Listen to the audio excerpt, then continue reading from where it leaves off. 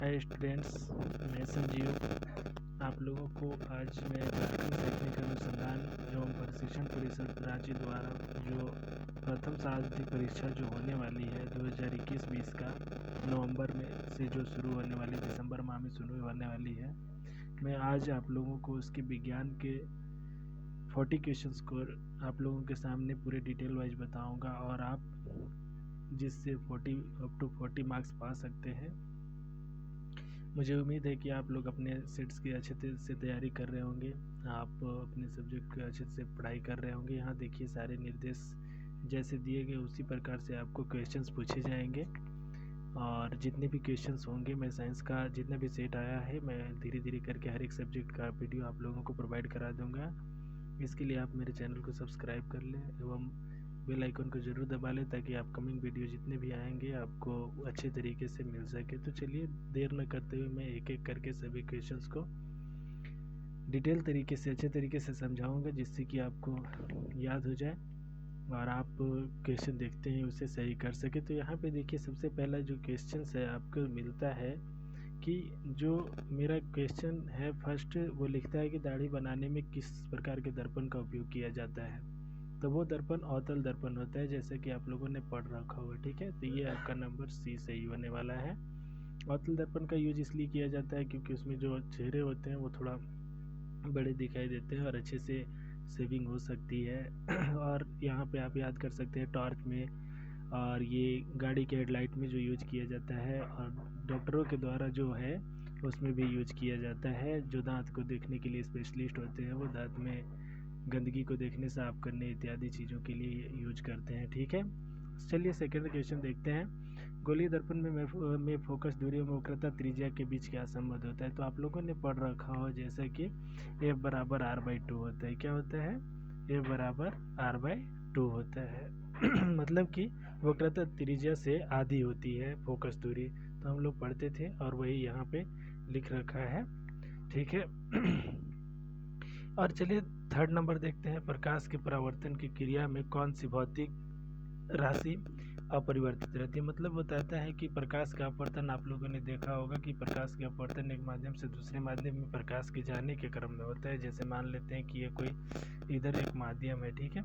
यहाँ पे आपका निर्वात होता है, मतलब कि आपका जो वो वायु वगैरह ली जाती है और ये कोई दूसरा मीडियम होता है। जब प्रकाश किरण इसमें ऐसे आती है ना तो इसमें कुछ डेविएशन होता है जी, मतलब कि मुड़ता है और ये इस तरीके से मुड़ करके बाहर निकलता है, ठीक है। यहाँ पे मैं आपको क्लियर करा देता हूँ। जैसे ये है और इसमें इस तरीके से लाइट आती है, यहाँ से ये इस तरीके से थोड़ा मुड़ती है और फिर ये ऐसे आने के बाद सीधे ऐसे मुड़ करके निकल जाती है।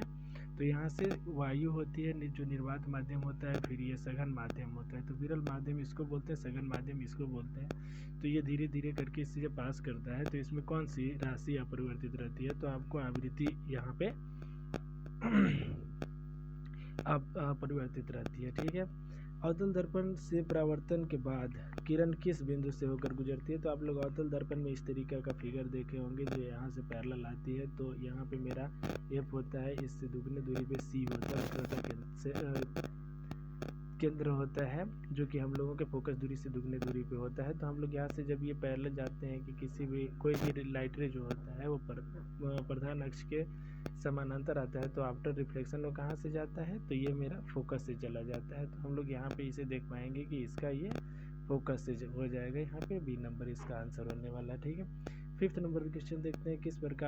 किस दर्पण से वस्तु को कहीं भी रखने पर वस्तु के बराबर आकार का सीधा प्रतिबिंब बनाता है। तो आप लोगों ने देख रखा होगा कि यहाँ पे जितना भी है ना, जैसे वो मेरा देखते हैं समतल दर्पण में जो बना प्रतिबिंब होता है वो आपको क्या होता है कि जब भी प्रतिबिंब बनता है तो कुछ इस तरीके से प्रतिबिंब उसका बनाया जाता है। यहाँ जब करते हैं तो कुछ इस तरीके से तैयार होता है वो, और यहाँ पे कटने के बाद उतना ही दूरी पे पीछे प्रतिबिंब बनता है। तो आप लोग इसे याद रखेंगे तो ये मेरा हो जाता है समतल दर्पण, ठीक है। अवतल दर्पण में हमेशा वस्तु का बड़ा या छोटा प्रतिबिंब बनता है, बराबर भी बनता है, वो स्थिति पे डिपेंड करता है। उत्तल दर्पण में हमेशा छोटा बनता है, ठीक है। प्रकाश के अपवर्तन के कितने नियम होते हैं? प्रकाश के अपवर्तन के नियम 2 होते हैं, जैसे कि आप लोग पढ़ रखे हैं कि 2 जो होते हैं वो होते हैं। कौन कौन सा होते हैं? तो पहला पढ़े होंगे कि आपतित किरण परावर्तित किरण जो होता है और उसके बीच डाला गया विलंब होता है, उसके बीच जो कोण बनता है वो आई होता है और आर होता है। तो दोनों angle I equal to angle R पढ़ते हैं हम लोग, ठीक है। दूसरा पढ़ते हैं कि जो तीनों होते हैं ना वो एक ही प्लेन पे होते हैं, तो ठीक है, ये भी एक ही प्लेन पे है, इसलिए हम लोग इसका 2 नियम पढ़ते हैं, ठीक है। चलिए आगे देखते हैं, इसका 2 सही है। नेक्स्ट क्वेश्चन लेते हैं हम लोग, जो किसी गोलीय दर्पण की वक्रता त्रिज्या 50 सेंटीमीटर है, ठीक है। तो हम लोग सबसे पहले इसको देख लेते हैं कि इसका 50 सेंटीमीटर कैसे निकलता है। तो P इक्वल टू हम लोग पढ़ते हैं 1/f, ठीक है। तो यहाँ पे हम लोग पढ़ते थे कि f जो होता था वो 100 मीटर, ये 1 मीटर होता था, ठीक है। तो 1 मीटर इक्वल टू 100 सेंटीमीटर होता है। तो सबसे पहले हम लोग इसको ना चेंज कर लेते हैं, जैसे 50 सेंटीमीटर इक्वल टू क्या लिख पाएंगे, 1/2 मीटर लिख पाएंगे, यानी कि इसके बाई 100 करना होगा हमको मीटर में चेंज करने के लिए। तो जो हम लोग यहाँ से देख पाएंगे कि P इक्वल टू 1/f हुआ था हमारा, तो ये 1/1/2 जब करेंगे तो ये पलटेगा तो 2 डायोप्टर आता है।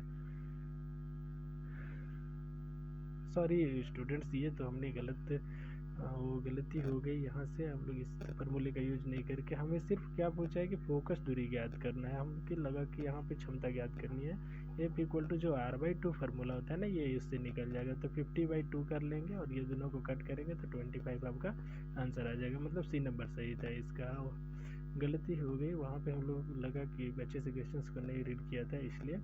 नेक्स्ट देखते हैं यहाँ पे 1 मीटर, हाँ ये क्वेश्चन जो है ना वो क्वेश्चन बताता है यहाँ पे, जैसे कि हम लोगों ने देखा था कि 1 डायोप्टर क्या होता है, तो 1 मीटर जो फोकस दूरी होती है तो वो होता है। और दूसरी चीज़ सीखते हैं कि यहाँ पे उत्तल लेंस दे रखा है, तो उत्तल लेंस का जो क्षमता होता है वो प्लस में होता है, ठीक है, पॉजिटिव होता है, हमेशा उत्तल लेंस का माइनस होता है, ठीक है। तो यहाँ पे 1 मीटर फोकस दूरी यानी कि मेरा डी नंबर सही होने वाला है। किसी उत्तल लेंस की फोकस दूरी हमेशा क्या होती है, तो उत्तल लेंस की फोकस दूरी हमेशा पॉजिटिव होती है, क्योंकि जो लेंस बनता है कुछ इस तरीके से बनता है, ठीक है। और यहाँ से जब लेते हैं तो हम लोगों का ये जो होता है यहाँ ऑप्टिकल सेंटर होता है, यहाँ पे हम लोग फोकस लेते हैं, इसकी दुगनी दूरी पे 2f1 लेते हैं ऐसे करके, और ये f1 होता है, तो जब ये क्रॉस करता है तो ये f1 से होकर जाता है, ठीक है। तो हम लोग इसमें यहाँ देख पाते हैं कि जो उत्तल लेंस का जो होता है वो हमेशा पॉजिटिव होता है। प्रकाश का वेग न्यूनतम होता है, ये देखिए आप लोग अपवर्तनांक पढ़े होंगे, ये कांच में हमेशा कम होता है, वायु में सबसे ज़्यादा सॉरी निर्वात अगर दे रखा है तो निर्वात में सबसे ज़्यादा होता है ना, क्योंकि निर्वात में प्रकाश की चाल होता है 3 × 10⁸ मीटर पर सेकेंड होता है, ठीक है। अब यहाँ के बाद हम लोग देख पाते हैं कि जो इसमें इतना होता है तो निर्वात में सबसे ज़्यादा और कांच में सबसे कम होता है। 4D क्षमता वाले अवतल लेंस की फोकस दूरी क्या होगी, तो 4D क्षमता वाले को देख सकते हैं कि 25 सेंटीमीटर यहाँ पे होगा। क्यों होगा, क्योंकि हम लोगों ने जब देखा था इसे तो कुछ इस तरीके से कर सकते हैं, देखिए 4D मतलब कि दे रखा है, यानी कि कुछ 4 मीटर लिखता है तो 4 मीटर को सेंटीमीटर में चेंज करने के बाद ये मेरा 25 सेंटीमीटर आता है, यानी कि 11 नंबर का जो बी नंबर सही होने वाला है ना, जैसे P इक्वल टू 1/f से इसको सॉल्व किया जाता है, ठीक है। यहाँ पे 4 दे रखा है, मीन्स दैट कि अगर हम लोग यहाँ पे करते हैं 25/100 करते हैं तो ये कट जाता है 4 टाइम्स में, ठीक है। तो 1/1/ अगर 4 करेंगे तो ये कहाँ चला जाता है, ऊपर चला जाता है, यानी कि हमारा जो आंसर आने वाला है वो 4D आने वाला है। जब 4D आएगा तो ही हम लोग कर पाएंगे कि वो मेरा आंसर सही होता है, यानी कि 4D के लिए हमारा कौन सा आंसर सही हो जाएगा, 25 सेंटीमीटर हो जाएगा। यहाँ पे हम लोग इसको देखते हैं कि 25 सेंटीमीटर मेरा सही होता है, ठीक है। अब यहाँ से अगला देखते हैं कि किसी उत्तल लेंस का फोकसांतर जब 50 सेंटीमीटर होता है, ठीक है, तो इसकी क्षमता क्या होती है 2D। अब इसका कैसे निकलेगा, देखिए ये क्वेश्चन का डिटेल मैं पीछे ही बता दिया था वो गलती से, बट यहाँ पे अभी हम लोग देख पाएंगे कि वो हुआ था एक्चुअल में कैसे, ठीक है। तो यहाँ देखिए जैसे 50 को बदलेंगे हम लोग मीटर में तो 50/100 लिखेंगे तो ये 1/2 आता है, ठीक है। और हम लोग P इक्वल टू फार्मूला पढ़ते हैं, जो लेंस का ये क्षमता पढ़ते हैं लेंस का, वो क्या पढ़ते हैं, P इक्वल टू 1/f पढ़ते हैं, तो 1/f यानी कि इतना है मेरा, तो 1/1/2 कर देंगे, यानी कि ऊपर जाने के बाद और दूसरी की उत्तल लेंस है तो प्लस होगा, यानी कि +2D हो जाएगा, ठीक है। तो यहाँ पे हम लोग इसका डिटेल देख पाए। अब प्रकाश का वेग सर्वाधिक होता है, जैसे कि अभी पिछले क्वेश्चन में हमने बताया था कि वो निर्वात में सबसे ज़्यादा होता है, 3 × 10⁸ मीटर पर सेकेंड होता है, ठीक है। कि दिए गए प्रक्रम में कौन सा उसमें छेबी है, तो श्वसन आप लोगों ने पढ़ा होगा कि क्वेश्चन दे रखा था कि चैप्टर 1 का क्वेश्चन था, उसमें लिखा हुआ था कि श्वसन एक उसमें छिपी प्रक्रिया है क्यों। तो वहाँ पे बताना होता है कि जब वो हम लोग खाना वगैरह खाते हैं तो ऑक्सीजन के साथ वाटर के साथ मिल करके जब वो टूटता है तो ऊर्जा हमें देती है, ठीक है। तो ऊर्जा देने की रिएक्शन वाले को क्या बोला जाता है, वहाँ पे उसमें छिपी अभिक्रिया बोला जाता है, ठीक है। इसी तरीके से अगले क्वेश्चन को हम लोग देखते हैं कि चिप्स के पैकेट में विकृत गंधिता को, यानी कि इसका ए नंबर सही था, ठीक है। चिप्स में पैकेट विकृत गंधिता से बचने के लिए कौन सी गैस डाली जाती है, तो यहाँ पे हम लोग उसके लिए नाइट्रोजन गैस डालते हैं, जो कि वहाँ पे हम लोगों को वो विकृत गंधित होने से बचा लेते हैं, क्योंकि विकृत गंधित होने का मतलब कि उसका स्वाद धीरे धीरे चेंज होने लगता है, जिसको तैलीय जो पदार्थ होते हैं उनका स्वाद बचाने के लिए, यानी कि उसे सही रखने के लिए हम लोग नाइट्रोजन गैस उसमें लगा देते हैं। यहाँ पे जंग लगना पूछता है कि जंग लगना किस प्रकार की अभिक्रिया है, तो ये देखिए संयोजन अभिक्रिया है आपका, ठीक है। संयोजन अभिक्रिया इसलिए है क्योंकि देखिए जब भी जो होता है ना लेड आयरन जो होता है मैंने Fe जो होता है वो हमारे एटमॉस्फेयर में जो मौजूद होते हैं H2O होते हैं और भी कार्बन ऑक्सीजन जो होते हैं उसके साथ मिल करके आयरन ऑक्साइड का अपना परत बना लेते हैं, जिस कारण से वो संचारित होने लगता है जो कि भूरा रंग का बनाता है, ठीक है। तो ये एक संयोजन प्रक्रिया होता है, ठीक है। अब यहाँ बोलता है कि दिए गए अभिक्रिया में किस पदार्थ का उपचयन होता है, तो उपचयन अभिक्रिया आप लोगों ने पढ़ा होगा कि वे पदार्थ जिनमें ऑक्सीजन की मात्रा बढ़ती है। तो यहाँ पे देखिए स्टूडेंट्स, यहाँ पे सी मेरा अकेला था, ठीक है, लेकिन यहाँ ZnO ऑक्सीजन के साथ था Zn, लेकिन ये ऑक्सीजन टूट करके कहाँ चला जाता है, ऑक्सीजन में चला जाता है, इसलिए इसे क्या बोलेंगे हम लोग, उपचयन होता है। और अपचयन पूछता है तो हम लोग किसका दे देते, Zn दे देते, क्योंकि उसमें ऑक्सीजन का कमी हो रहा था, ठीक है। आगे चलते हैं और देखते हैं हम लोग इसके नेक्स्ट क्वेश्चन को, 18 नंबर क्वेश्चन को। दिए गए कौन सा रासायनिक समीकरण संतुलित है, देखिए आप लोगों ने पढ़ा होगा कि द्रव्यमान संरक्षण के अनुसार जितने भी होते हैं तो अभिकारक का जो एटम्स होता है ना वो प्रोडक्ट के ये एटम के बराबर होता है, उत्पाद के एटम के बराबर होता है। तो यहाँ पे देखिए A नंबर मेरा संतुलित है, बाकी H2 + O2 है, तो यहाँ पे ऑक्सीजन दो ठो है, यहाँ पे ऑक्सीजन 2 ठो, ठीक है, लेकिन हाइड्रोजन 4 ठो इधर प्रोडक्ट में दे रखा है, लेकिन यहाँ पे ये नहीं। उसी तरीके से ये तीनों रॉन्ग दे रखे हैं, बाकी के फर्स्ट सही था, ठीक है। यहाँ पे दिए गए चित्र में कौन सी अभिक्रिया हो रही है, तो आप लोगों ने संयोजन अभिक्रिया देखा था, ठीक है।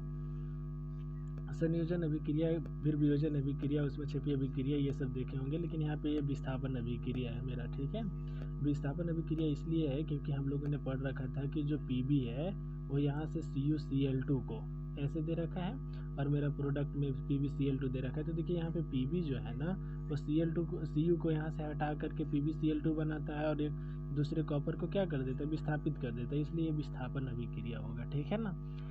अब यहाँ पे हम लोग देखते हैं कि दिए गए पदार्थ में कौन सा गंधीय सूचक उसको बोल जाते हैं ऑल्फैक्टरी जो इंडिकेटर था ना, जिसको हम लोग ऑल्फैक्टरी इंडिकेटर्स बोलते हैं। तो ऑल्फैक्टरी इंडिकेटर्स मतलब होता है कि जो गंध के द्वारा पता चलता है, तो ये हल्दी गंध से पता नहीं चलता है, लिटमस पेपर भी नहीं चलता है, चाइना रोज भी नहीं चलता है, ये सब गलत है।